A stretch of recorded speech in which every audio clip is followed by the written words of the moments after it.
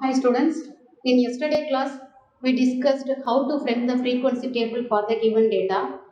In today's class we are going to discuss about the cumulative frequency curve, OG curve, that is called OG curve, how to frame the cumulative frequency curve from the given data. Let us take one example. Age in years, number of persons. These are the table is given in the sum. Age in years, 0 to 10, number of persons is 8. 10 to 20, the number of persons is 16. Up to 50 to 60, the number of persons is 26. Now, let us see how to frame the cumulative frequency table, which is called OG curve. Write the class interval one by one as it is 0 to 10, 10 to 20, 20 to 30, up to 50 to 60. These are the given data. Frequency is also given. Here the number of persons is taken as F. The frequency is 8, 16, 30, 35, 15, 26. For OG curve, let us add the column less than cumulative and more than cumulative. Less than cumulative and more than cumulative. How can we calculate the less than cumulative? First frequency 8 is as it is 8. Then 8 plus 16.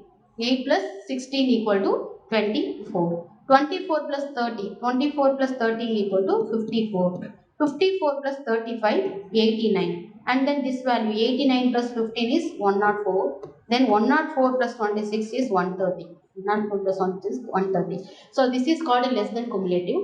Then let us fill the more than cumulative column. How can we fill the more than cumulative? What is the last value here? 130. What is the last value here? 130. So let us start from 130. 130 is our first value. Then 130 minus 8. 130 minus 8. What is 130 minus 8? 122. This is the second value. Then how can we calculate the next value? 122 minus 122 minus 16. So 130 minus 8 is 122. 122 minus 16. Here 122 minus 16 is 106.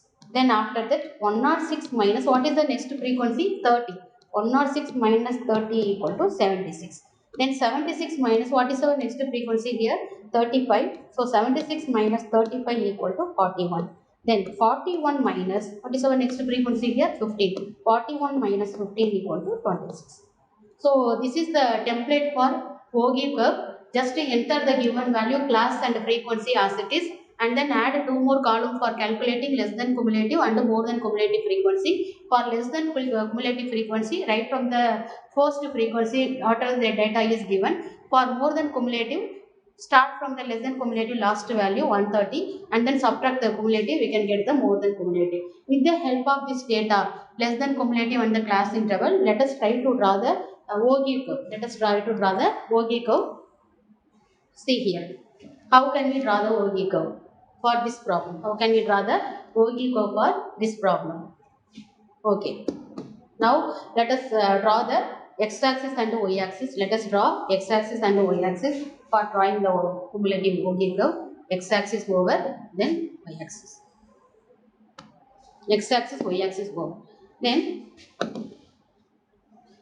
enter the class interval. We start from the origin 0. Start from the origin 0. So choose the different color pen for scale. 0. Next value 10. Next value 20. 30, 40, 50 and then 60. This is our x-axis. This is our x-axis. 10, 20, 30, 40, 50, 60. Then what is y-axis? Y-axis depends on the frequency. Highest frequency. What is our highest frequency here? 130. Up to 130 we have the cumulative less than frequency and more than frequency 130. So we have to take the data according to that value. To 20 point scale. 20, 40, 60, 80, 90, 60, 80 and then 60, 80 and 100, 120, 140. 140. So this is our scale. Now let us plot the values. Let us plot the values. How can we plot the values here? Plot the values.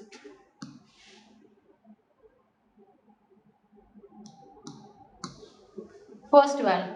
Let's first calculate the less than cumulative frequency. Less than cumulative. What is less than cumulative? 8. According to the interval 0 to 10, we have 8. So 0 to 10. This is our class interval 0 to 10.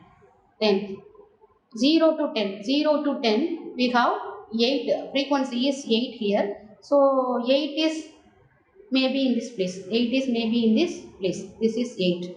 Then next class interval 10 to 20. For 10 to 20 what is our cumulative frequency? 24. 24. So corresponding to 20 we plot this value here. 24 maybe here. So 24.